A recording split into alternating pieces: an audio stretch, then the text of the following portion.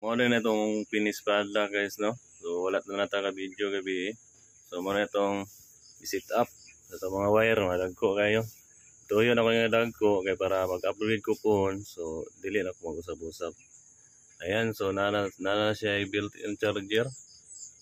Ibutangan na ako charger guys. So na siya type C. And then na siya pang iPhone. Ayan, birahon na ni. So naka-design ni para emergency. So madadala na ni.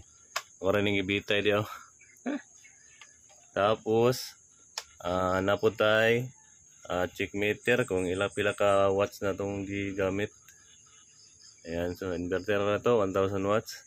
So i-on na to tong inverter. Ayan. So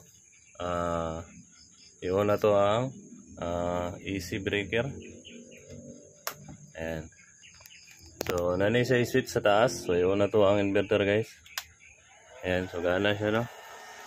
So nasa check meter, gibutangan og check meter para ma-reading na to pila nay atong gi-consume na watts. So try na to ang TV. Try na to saksak ng TV guys. Right. Try na to mag-TV kung nag-reading na siya guys. So 1.4 watts atong kaning antenna to para sa TV. So try na to saksak ang TV. Ayan. So check na to ni og pila kaon sa atong TV. Ayan. So na day tay gibutang pud na suga. So nagbutang kog switch para suga. Ayan. Dan switch para suga. Tapos ang para sa charger kung pwede po na to i-off. Ayan, off, on, and then ayan. So under TV guys. So ang kaon niya is nasa 37 watts tanan-tanan. So ma-read niya, no? Ma-reading niya kung pilay kaon sa TV. Ayan. So nara sa 28 watts, 27 watts. So numero tayo kaon nga TV ni.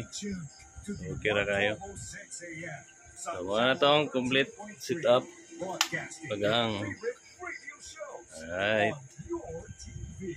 So success gana gyud siya guys. Magana siya og TV. Ayan, pwede na ito na-i-off o hindi na ito magamit yung charger. Pwede na ito na-i-off. Complete setup.